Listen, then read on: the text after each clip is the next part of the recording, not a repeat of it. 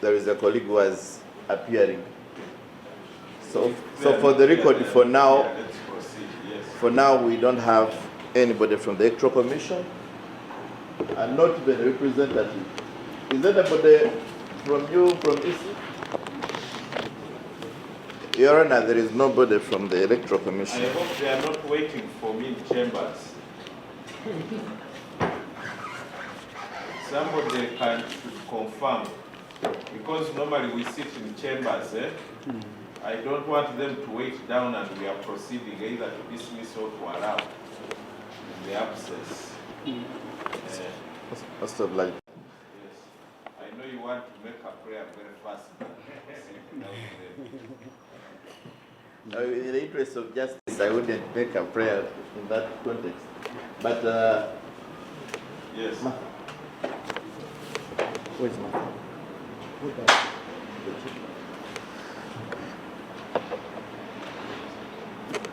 And the parties in court.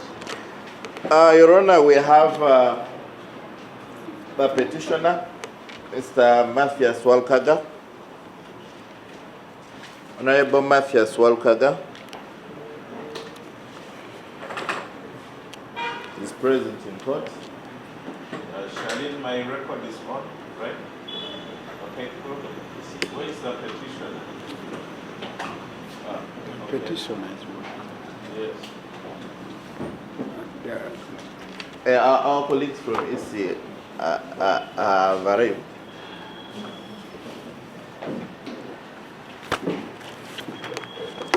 If you are not a lawyer and you are seated near where they can see you move, when you go to the school, you can come and join the back.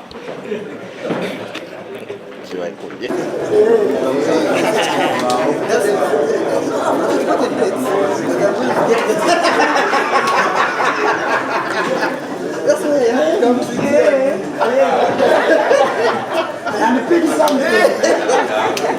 But me, I don't find an application to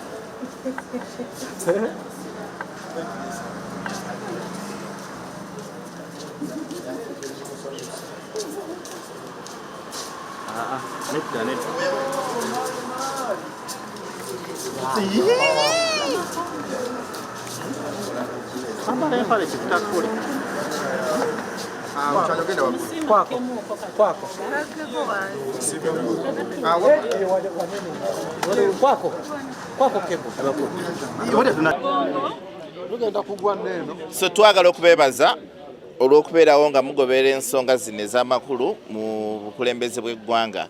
Olwaleero luno tubadde mu kkooti enkulu wano e Kampala nga tuzze okutandika okuwulira okujulira oba petition Honorable Mathias Walukaga gye yateekayo mu kkooti ennaku nga 3 emabega nga tuwakanya ensalawo ya Electoral Commission okumujja ku Kakonge mu bubaka bwa Busiro East Constituency.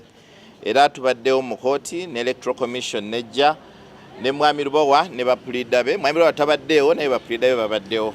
Era nga amateeka we gagamba ne muganda wange Nalukolayo bategeeza ennaku 2 eziyise nti omusango guno gulina kuwulirizibwa mangu nnyo kubanga mu mateeka ekirina okubeera ng'ensala erina kufunibwa nga tebannamaliriza nakuba ballots.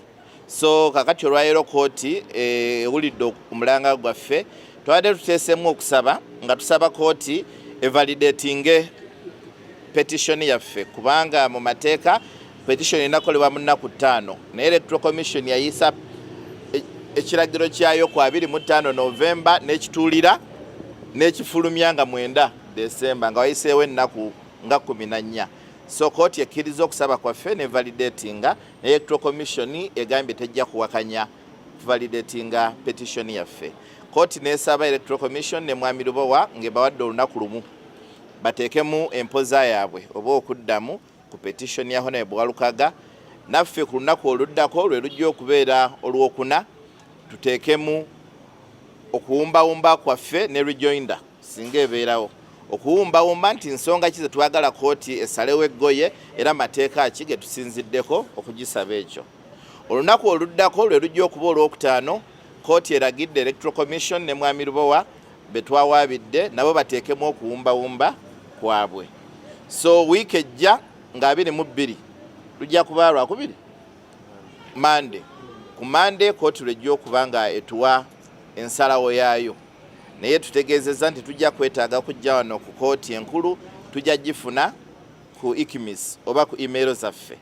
So mu bufunze nti wakati wa leero olwokubiri ne Monday next week tulina ennaku 5 byonna byonna bye tulina okukoleramu byonna ebyetaagisa era mu nnaku 5 kkooti ejja kuba etuwa ensala ku bye tusabye n'okujulira kwe twakoze.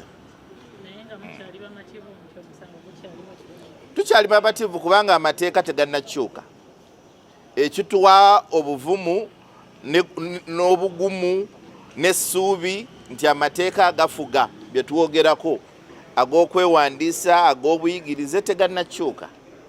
Electoral Commission yali endowooza egezaako okugakyusa. Tukyali bavumu kubanga Honorable Mathias Walukaga akyalina certificate eva mu National Council of Higher Education ekakasa nti obuyigirize obwetaagisa okwesimbawo abulina. Ate ekitongole kirina obuvunaanyizibwa obwo ye National Council of Higher Education ne UNEB ezaamumakinga. So oba onoonya obulwadde ne bakukebera ne bagamba nti ekyuma kisanzeemu malaria ate oli tayinza gamba nti toli mulwadde ng'ekyuma kikoze eki kikusanze. So ffe twayita mu bukungujja bwonna obwetaagisa okulaba asomye n'atasomye asaanidde Honorable Walukaga n'abuyitako. Obuzibu bwe tulina bwe busosoze nti abalina ssente nga basobola okusomesa abaana baabwe ne bava mu kibiina kimu ne badda ku kiri mu myaka emigere basosola abo abanyigirizibwa olw'embeera emu n'endala ne bava mu ssomero ne bakomawo nabo bakole ki beeyongerewo. So waliwo abalwanyisa obuyigirize n'obumanyi mu ggwanga muno. Kyova olaba nti Mwami Walukaga ekimuluma era ekimukubya busosoze. Abasoma ennyo abalowooza nti basoma nnyo kuba bamanyi Oluzungu balowooza nti ye tasaanidde kubanga yayita mu makiwa age entry. Bwe busosoze obumbonyabonya. Ensonga lwaki nina ba lawyers, ensonga lwaki nina kwogera bitono. Bye nalyogedde ba lawyers babyogedde ate lorobo nze kye nnina okukola kwe kubawa ebiragiro nti tukole kino tuddeko kino ebikwatagana n'amateeka be bali competent mu ebyo nze kati tulinda ennaku z'omwezi 22 tulinda ruling etusuubira nti nno Mukama agenda gisaamu omukisa era tubeere bawanguzi. Yeah, it's okay. Yes. What I would say, it has been aired out by my lawyers. It's the reason why I pay lawyers to represent me when it comes to things to law. So I would have said much, but my lawyer has told you each and everything. I instructed them to appeal what they did diligently, and we are waiting for the ruling on the 22nd. And we are very sure that we are going to be the winners. Waliwo ennono y'amateeka egamba nti oyo ali mu musango talina ate kutagulula bigere ate agende kubisukka ku ebyo bye yaleeta mu kkooti. Bw'oba wawaaba ng'okaayanira kibanja ate totuuka wakatikati n'ogamba nti naye n'omukyala yamutwalirako. Tusuubira nti bannaffe bajja kukuuma ennono eyo babeere ng'ebyo bye tuleese byebyo bye baddamu. Kyokka ate era mu ngeri y'emu singa basukka we balina okukoma ne tuzuula ng'ekyo kye baleese kiyinza okukosa omuntu waffe. Munnanga amateeka gano nga tuddamu nga tugattaganjula nga tudduka mangu ew'omulamuzi nti bano basusse we balina okukoma. Naye atusuubizza n'agamba nti singa oli anadduka n'ayita ewaabwe nja kumugolola ettumba, ebyo sijja bifaako by'anaaba aleese, nja bisuula mu kasero. Ekyo kye kituleetedde obutaba na kweraliikirira. Ye nga lwaki tweraliikirira nga twaleeta ensonga zonna ennywevu mu buwandiike ne tuziteeka mu kkooti. Tusuubira nti omulamuzi oyo ajja kukola bwenkanya. Ng'era kaakano bw'abadde akoze bw'atandise okuwulira ensonga yaffe mu bwangu. Ekyo nakyo tukijaguze. Omanyi abantu b'ensi eno baagala nnyo okutereka essanyu lyabwe mbu banaajaguza oluvannyuma. So nga ate buli lunaku lw'oliwo ng'oli mulamu jaguza ekyo ky'oba otuuseeko. Brief in English, Council.